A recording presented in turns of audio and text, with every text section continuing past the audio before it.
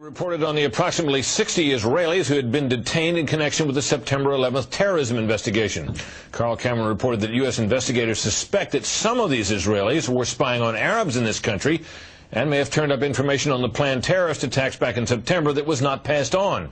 Tonight, in the second of 4 reports on spying by Israelis in the U.S., we learn about an Israeli-based private communications company for whom a half dozen of those 60 detained suspects worked.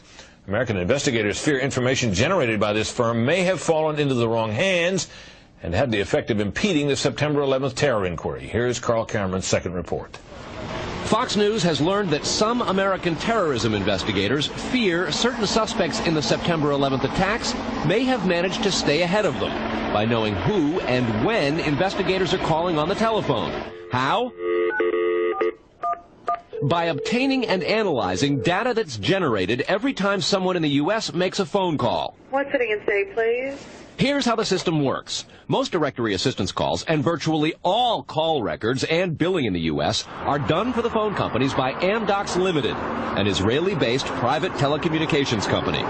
Amdocs has contracts with the 25 biggest phone companies in America and more worldwide. The White House and other secure government phone lines are protected, but it is virtually impossible to make a call on normal phones without generating an Amdocs record of it. In recent years, the FBI and other government agencies have investigated Amdocs more than once. The firm has repeatedly and adamantly denied any security breaches or wrongdoing. But sources tell Fox News that in 1999, the super-secret National Security Agency, headquartered in northern Maryland, issued what's called a top-secret, sensitive, compartmentalized information report, TSSCI, warning that records of calls in the United States were getting into foreign hands, in Israel in particular. Investigators do not believe calls are being listened to, but the data about who's calling whom and when is plenty valuable in itself. An internal Amdocs memo to senior company executives suggests just how Amdocs-generated call records could be used, quote, widespread data mining techniques and algorithms, combining both the properties of the customer, like credit rating, and properties of the specific behavior such as whom the customers are calling.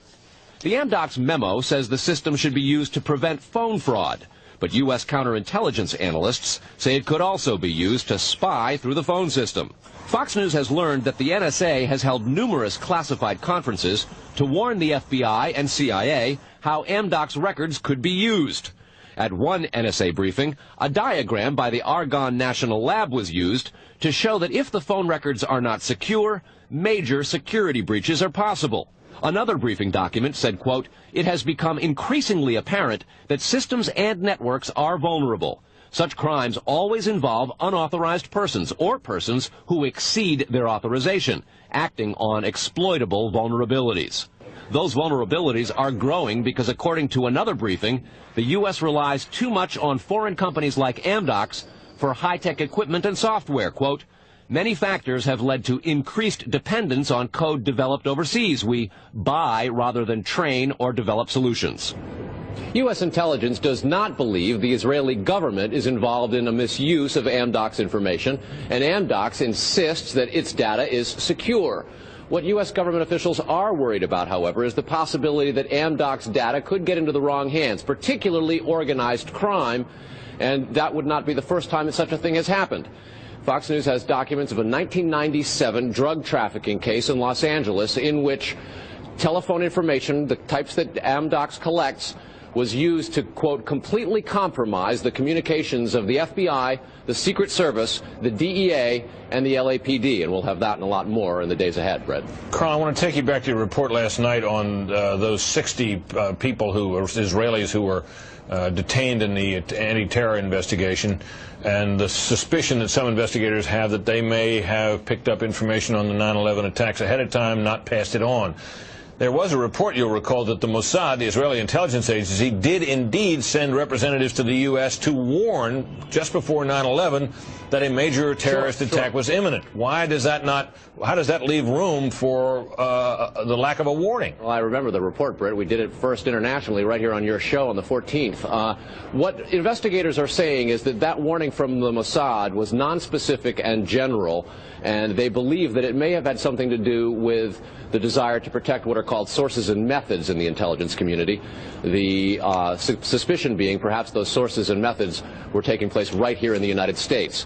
The question came up in the Select Intelligence Committee on Capitol Hill today. They intend to look into what we reported last night, and specifically that possibility. Brett? So, in other words, the problem wasn't the lack of a warning. The problem was lack of useful details. Quantity of information. All right, Carl, thanks very much. Coming up next.